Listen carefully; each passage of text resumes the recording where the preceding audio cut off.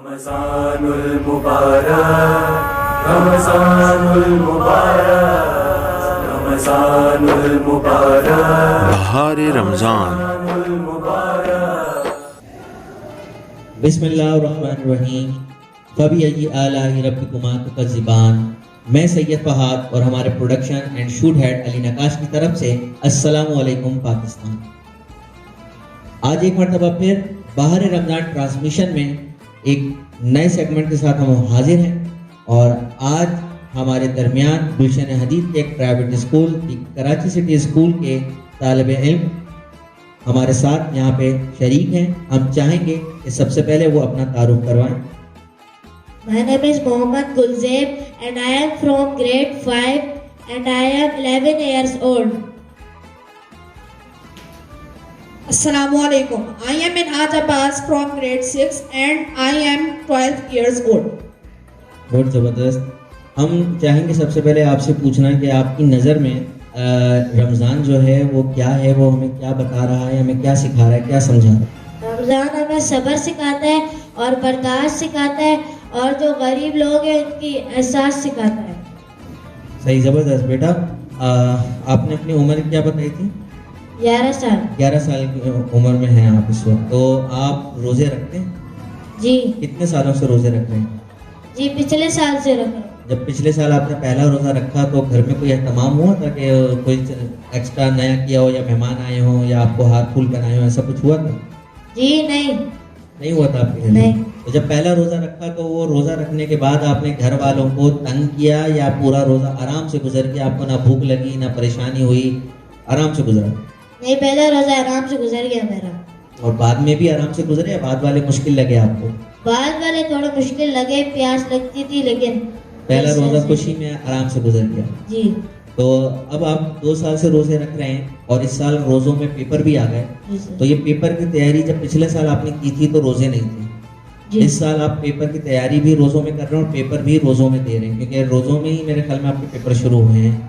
तो ये मुश्किल लगा आपको या आपने एडजस्ट कर लिया, कोई मसला नहीं हुआ?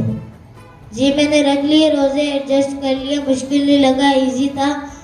और ट्यूशन जाता था मैं, ट्यूशन में टेस्ट याद करके आ जाता था, बाकी इतना रोज़ा नहीं लगा मुझे। सुबह सुबह स्कूल में आके नींद तो नहीं आती थी? सहरी के बाद थोड़ा सा रेस्ट करते थे, सोते थे, या सहरी के बाद बस जागते रहते हैं और स्कूल आ जाते हैं पेपर देने? शहरी के बाद थोड़ा सोते थे, उसके बाद जाकर स्कूल आ जाते थे। साले इस उम्र में ये रूटीन भी अच्छी है, क्योंकि सहरी के बाद अगर आप पढ़ेंगे और सोएंगे नहीं थोड़ी देर, आधा 1 घंटा, तो फिर स्कूल में पेपर के वक्त भी आपको हो सकता है नींद आए, ये भी अच्छी चीज़ है।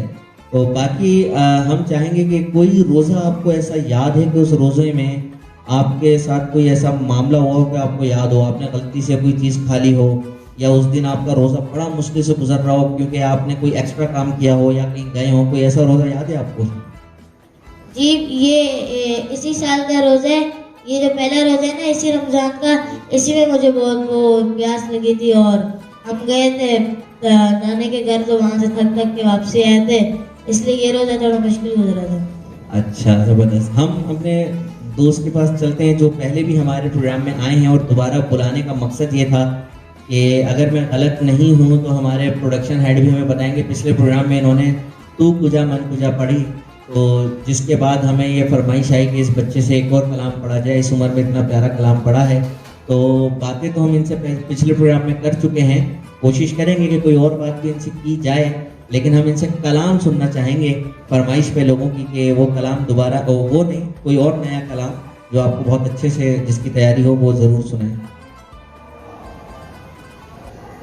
मोहम्मद हमारे बड़ी शान वाले, मोहम्मद हमारे बड़ी शान वाले, वो नबियों में रहमत लक़ब पाने वाले, मोहम्मद हमारे बड़ी शान वाले, मोहम्मद हमारे बड़ी शान वाले, खुदा जिसके सीने पे कुरआन उतार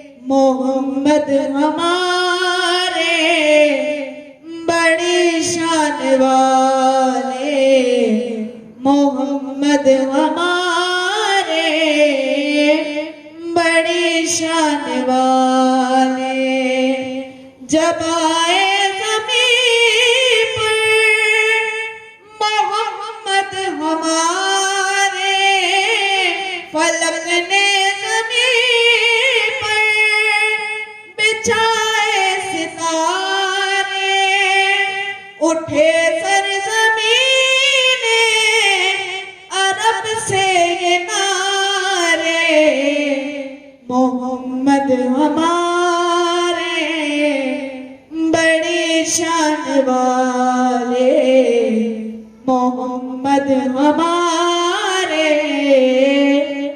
बड़ी शान वाले। माशाल्लाह, सुभान अल्लाह, बहुत खूब, बहुत खूब। हमने आपसे पिछले प्रोग्राम में बहुत सी बातें की थी, लेकिन एक सवाल हमने नहीं किया था वक्त की कमी से।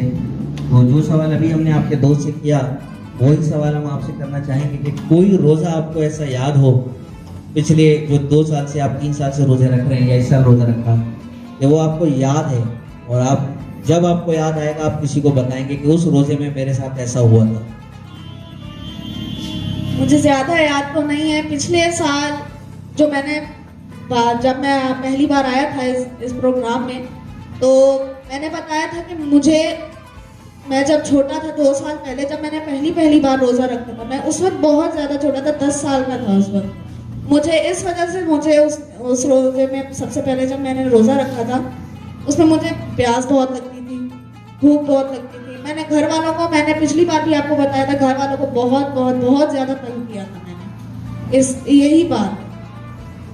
चलें, ये इस उम्र में जब रोज़े रखते हैं तो अक्सर और बेशतर पहले रोज़े में आधा दिन बच्चा बहुत अच्छे से गुजारता है कि मुझे रोज़ा नहीं लग रहा, और ज़ोहर की नमाज़ पढ़ने के बाद अक्सर 8 साल, 7 साल, 10 साल की उम्र में जब रोज़े रखते हैं तो वो बच्चे परेशान हो जाते हैं। फिर रोज़ा नहीं लग रहा की बजाय एक रट शुरू हो जाती है कि रोज़ा कब खुलेगा, मगरिब की अजान कब होगी, असर की बजाय मगरिब की हो जाए, ये बच्चों को होता है। असर की अजान में भी अम्मी से पूछ रहे होते हैं कि इस अजान पे रोज़ा खुलेगा, जबकि उन्हें मालूम होता है। तो अक्सर पहला रोज़ा बच्चों को याद होता है और उनके लिए वो यादगार होता है, ख़ासतौर पे जब वो 8 से 10 साल की उम्र में रोज़े रखते हैं। तो चलें हम अपने प्रोग्राम के नेक्स्ट सेगमेंट की तरफ चलते हैं। आज की शख्सियत या आज का वाक़या, आज जैसा कि 17 रमज़ानुल मुबारक है, ग़ज़वा-ए बदर का दिन है, तो हम इस दिन को याद करना चाहेंगे कि ग़ज़वा-ए बदर वो मार्का था जिसमें मुसलमानों की तादाद ना होने के बराबर थी और सामने कुफ़ार की तादाद बहुत बहुत ज़्यादा थी। अगर हम मुसलमानों के पास घोड़े देखें तो सिर्फ 2 घोड़े थे, और अगर कुफ़ार के पास जाएं तो 600 से 700 कमोबेश बताए जाते हैं कि घोड़े थे।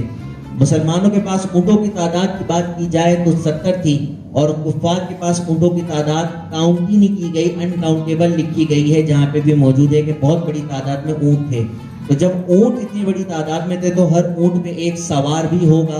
तो जितनी भी तादाद हमारे सामने मौजूद है ग़ज़वा बदर की, उससे कहीं ज़्यादा लोग मौजूद थे। आज तक ये बात कंफर्म नहीं है। हाँ, मुसलमानों की तादाद कंफर्म है क्योंकि वो बहुत कम तादाद में थे, इसलिए उन्हें हर किसी ने काउंट किया और वो आज तक हमें मालूम है। ग़ज़वा बदर वो मार्का था जिससे इस्लाम में एक नया इनकलाब आया, इस्लाम में एक नया बलबला आया। ग़ज़वा बदर वो मार्का था कि स्टार्टिंग के जितने सहाबा कराम थे वो इस ग़ज़वा में शरीक थे और बहुत बहुत बहुत ज़्यादा जज्बे और दिल के साथ उन्होंने उस जंग को लड़ा, उस जंग को जीता। तो ग़ज़वा बदर 17 रमज़ानुल मुबारक का दिन, इसको हमारी नस्ल को याद रखना चाहिए। इंशाअल्लाह फिर कभी किसी प्रोग्राम में आगे किसी नशिस्त में ग़ज़वा बदर पे डिटेल गुफ्तगू हम करेंगे कि ग़ज़वा बदर के अंदर कौन कौन से सहाबियों ने क्या क्या कारनामे अंजाम दिए, किस सहाबी ने कितने कुफ़ारों को जहन्नुम रसीद किया, किस सहाबी ने क्या ऐसा नया काम किया जो आज तक याद रहता है। और हम इसको कोशिश करेंगे कि किसी आलिम दीन के साथ बैठें और आपके सामने इसमें डिटेल में बात करें, क्योंकि मैं बार बार इस प्रोग्राम में बता चुका हूं कि इस दफ़ा रमज़ान ट्रांसमिशन में हमारे 2 मकसद हैं। एक कि हम अपनी नौजवान नस्ल या जो इस वक्त 2 से 3 या 4 साल के बाद जवानी के मामलात में कदम रखेगी, उनसे हम बातें करें, उनसे डेली रूटीन पूछें और उनसे पूछने के बाद आगे जो हमें ऑडियंस देख रही है वो उनसे अच्छी चीज़ें सीखें और वो अपने ज़िंदगी के मामलात को सेट करना सीखें इन बच्चों के इंटरव्यूज़ के बाद। और दूसरी हमारी जो इम्पोर्टेंट चीज़, जो हमारा दूसरा मकसद, कि बस सिर्फ हम रमज़ान में जो हमारे वाक़यात हुए हैं, जो हमारे लोग इम्पोर्टेंट लोग रमज़ान में इस दुनिया में आए या इस दुनिया से चले गए, उनको याद करवाना हमारा मकसद था। और इंशाल्लाह आगे भी रमज़ान के बाद हम अपने कुछ प्रोग्राम का सिलसिला जो है वो कायम रखेंगे और हम मुख्तलिफ औकात में मुख्तलिफ प्रोग्राम्स के साथ आपके सामने शरीक होंगे, जिसमें हमारे तलबा भी होंगे और आलम दीन और हमारे दुनियावी स्कॉलर्स भी मौजूद होंगे। तो इंशाल्लाह फिर कभी ग़ज़वा बदर पर डिटेल में बात करेंगे। अब हम अपने अगले और आखिरी सेगमेंट की तरफ चलते हैं, बब्बा फूड का दस्तरखान, और आप एक नई रेसिपी देखेंगे और यकीन है कि उस रेसिपी को देखने के बाद आपको मज़ा ज़रूर आएगा। और सही मानों में मज़ा जब आएगा जब आप उसे खुद बना के खाएंगे और जब आपको अच्छी लगे, अगर अच्छी लगे वो रेसिपी तो हमें कमेंट में ज़रूर बताएं और फिर हमारे पेज को लाइक करें। उससे पहले लाइक करने की आपको कोई ज़रूरत नहीं है, शेयर करने की कोई ज़रूरत नहीं है जब तक आपको रेसिपी पसंद ना आए। और सिर्फ रेसिपी की वजह से हमारे पेज, हमारे चैनल को लाइक ना करें। इन बच्चों के लिए, अपने आने वाले बच्चों के लिए हमारे पेज और हमारे चैनल्स को शेयर करें। इंशाल्लाह हमेशा की तरह आगे भी कुछ ना कुछ आने वाली जनरेशन को, आने वाली नस्लों को, आने वाले बच्चों को हमारे पेज से, हमारे चैनल से कुछ ना कुछ नया सीखने को मिलेगा। आज के लिए सैयद फहाद और हमारे production and shoot head Ali Naqash को इजाज़त दें। अल्लाह हाफिज़, शुक्रिया। अस्सलाम वालेकुम। आज हम आपके साथ गाजर की गुजियों की रेसिपी लेके हाजिर हुए हैं। इसमें सबसे पहले आपको हम बताते हैं कि इसमें क्या क्या चीज़ें डलेंगी। इसमें मैदा तकरीबन 1 कप और उसमें 2 से 3 चम्मच बेसन, चीनी, ऑयल और दूध, ये चीज़ों से आपका एक आटा गूंदेगा।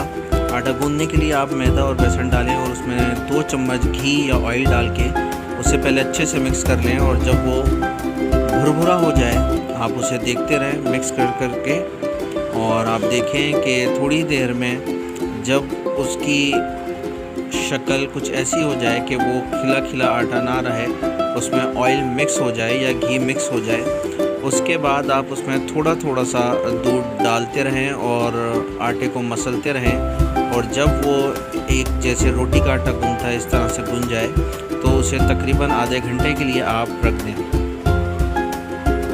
ये देखें, जो मैंने कहा था, अब ये आटा बुरबुरा हो गया है, ऑयल अच्छे से इसमें मिक्स हो गया है। अब इसमें थोड़ा थोड़ा सा दूध डाल के और इसे गूंदना शुरू हो जाए, और एक साथ दूध ज़्यादा मत डालिएगा क्योंकि रेशो फिर बिगड़ जाएगी। और आप देखें, जब आपको ऐसा लगे कि आपका आटा प्रॉपर इस तरह से गूंद गया है जैसे एक रोटी गूंथती है, रोटी का आटा गूंथता है, और चाहें तो इसमें शुरू में ही चीनी मिला लें। मैं थोड़ा सा लेट हो गया था, जहन से निकल गया था, तो मैंने थोड़ा सा जब आटा मिक्स होने लगा, गूंदने लगा, तो उसमें मैंने चीनी मिलाई, थोड़ा सा दूध मिलाया और मैंने इसे फिर अच्छे से मैश किया। आटा गूंदने के बाद आधा घंटा रखने के बाद अब हमने इसे बेलना शुरू किया, और दूसरी साइड हमने गाजर को फ्राई पैन में डाल के, जो गाजर हमने कद्दूकस करके रखी हुई थी, और उसमें थोड़ा सा दूध डाला, चीनी डाली और उसे अच्छे से थोड़ा पहले पकाया और मिक्स किया। और जब इसका दूध सारा खुश्क हो गया तो हमने इसमें मेवा मिलाया। मेवे में हमने काजू और बादाम डाला है और इसकी फिर ये एक खोए जैसी शक्ल बन गई है, मिक्स होकर मिठाई जैसे होती है या एक सख्त हलवा। और दूसरी तरफ हमने आटे को जहाँ बेलना शुरू किया था वहाँ पे फिर हमने ग्लास की मदद से ये टिक्कियाँ काटना शुरू की, और टिक्कियाँ काटने के बाद हमने जो खोया था उस खोए को इन टिक्कियों के ऊपर रखना शुरू किया। और बब्बा जो कि हर रेसिपी में कुछ एक्स्ट्रा करते हैं, तो इसमें बब्बा के चस्के के तौर पे वाइट चॉकलेट चिप्स जो हैं वो थोड़े थोड़े से इसमें डाले गए। और जब आप ये सारा अरेंजमेंट कर लें, ये आप देख सकते हैं, देखने में भी बड़ी खूबसूरत से लग रही है शक्ल। और अब आप इसे, अच्छा अगर आप लोग चाहें तो गोल कटिंग ना भी करें, आप जैसे समोसे की पैकिंग होती है उस तरीके से भी इसे पैक कर सकते हैं, लेकिन मैंने इसको फिर डी शेप में गुजियों की ही शक्ल दी। और ये आप देख सकते हैं, मैंने इसको डी शेप में फोल्ड करके और इसके किनारे जो हैं वो ट्विस्ट कर दिए हैं। और अब फ्राई पैन में ऑयल को गर्म करके इन गुजियों को एक एक करके आप इसमें रखना शुरू कर दें।